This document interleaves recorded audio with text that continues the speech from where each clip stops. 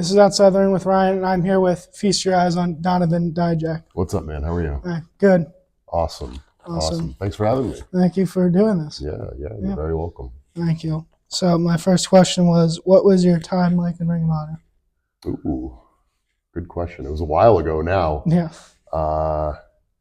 It was formative, I'll say, will be the best answer. Yeah, I started with Ring of Honor very early in my career. I was in a big rush early in my career because I started wrestling when I was 25 years old, and at that time in the wrestling industry, that was like that felt like I was behind the eight ball. Like it felt like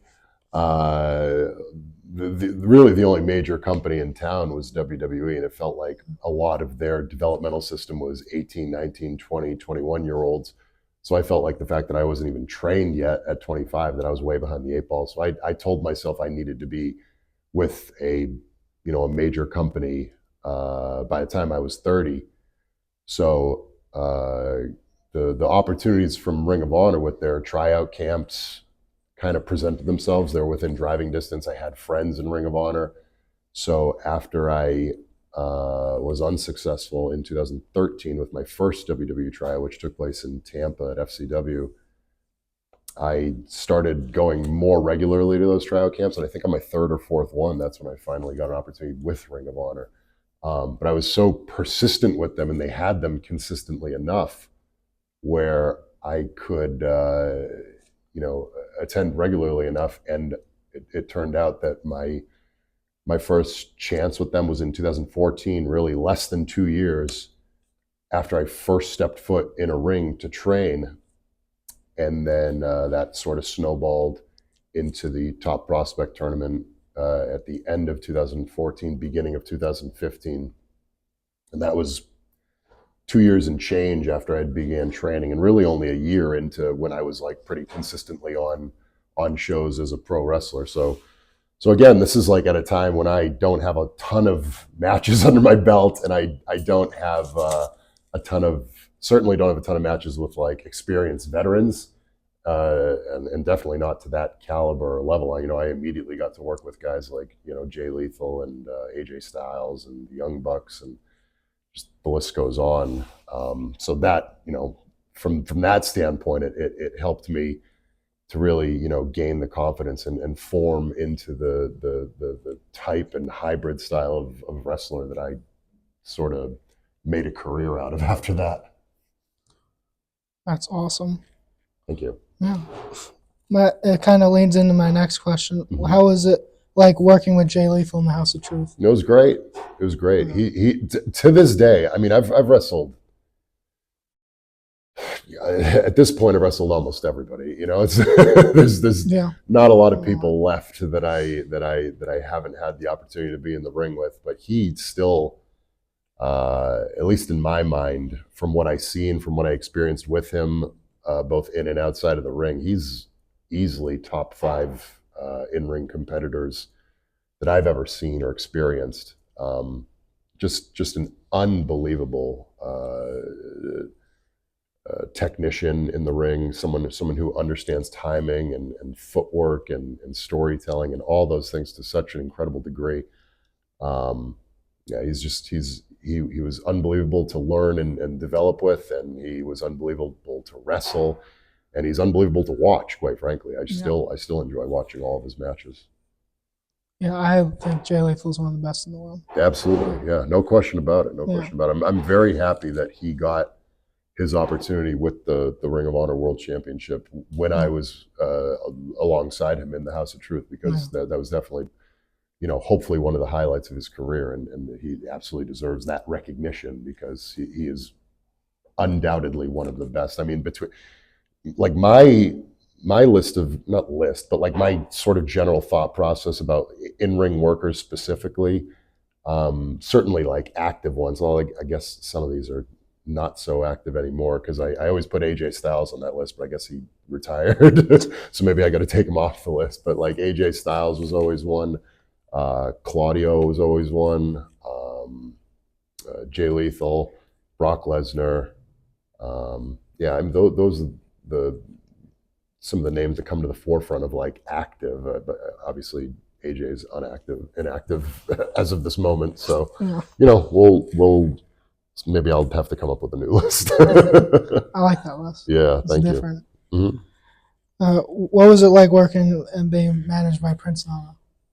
Also unique. Yeah.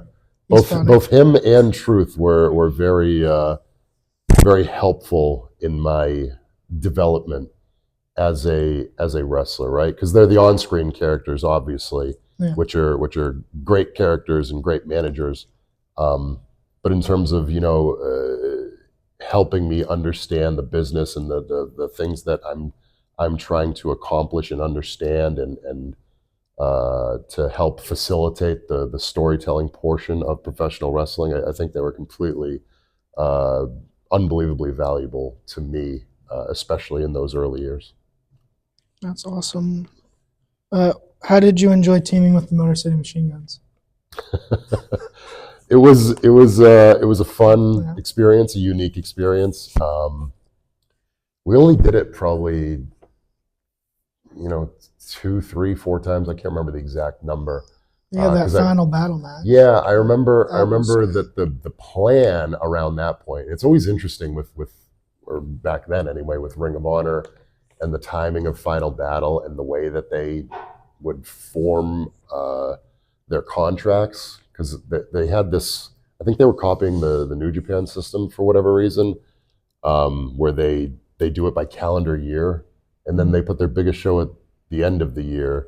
So they would start, because the idea in pro wrestling typically is you work, your biggest show is the conclusion of major stories, and then you start new stories right after it. I mean, the Final Battle was, I don't know if it still is, but it was historically always in December, early December. I think it's early to mid-December, yeah. So they would start these new stories, and then everybody's contract would be up 2 weeks later. So it was very interesting, because I think we were starting a faction called, I want to say it was Seek and Destroy or something like that. Search and Destroy, yeah. Search and Destroy, yeah. I don't know how long that continued after. Well, they had Leo Rush and Jay White, yeah. But me and Leo left, so I don't know whether they continued doing it with the other three or not. They probably just dropped it. So, but on paper, great idea. In practice, great idea. I think my final match for Ring of Honor, if I'm not mistaken, I was just talking about this the other day because I had a match at Center Stage in Atlanta, and I think my final match for Ring of Honor was at Center Stage in Atlanta. I think it was just like a house show or something, but yeah, it was with that crew. It's probably like a 5-on-5 tag. I barely remember it because there's probably not great footage of it, or it's like on some DVD somewhere that no one has access to. But yeah, so the experience of working with them was wonderful, because they're great dudes, and I've seen them since, and we've had time to catch up. Shelly, I saw on. The last time I saw him was actually my first match after WWE, because he was on that Beyond Wrestling show where I wrestled Aaron Rourke, which was my first post WWE match. Ironic that he's with WWE right now. I think he just won the Evolve Championship, so kind of trading places in a way. But yeah, I saw him there. We were able to catch up a little bit, and Saban was doing stuff at the Performance Center, so I was able to keep up with him as well. And then they were able to sort of reunite, and now they're having this run on SmackDown, which is great for them, obviously at this stage of their career. But yeah, that experience, it was brief, but it was cool from myself as a fan sort of perspective. But it was also unique in establishing that dynamic between them, who are obviously sort of like the creators and forefathers of this high-paced sort of style, tag team, style that has since become, incredibly popular, and also, working me into the mix as a bigger guy was a fun and interesting experience for sure. I like that answer. Mm-hmm. So I had an NXT question. Sure. Yeah, go ahead. So, who was your favorite opponent you faced in NXT? That's a great question, because I kind of view my my NXT run as like two different things, Yeah, right? I have that as like, Yeah. who'd you put, Sean or Hunter? Yeah, two different runs. Yeah, Completely different. Well, Sean was involved in both of them fairly heavily. You know, more behind the scenes. You did a lot with Sean, though. Yeah, for sure. A lot of different stuff. Definitely in my second run. I think your second run was bigger.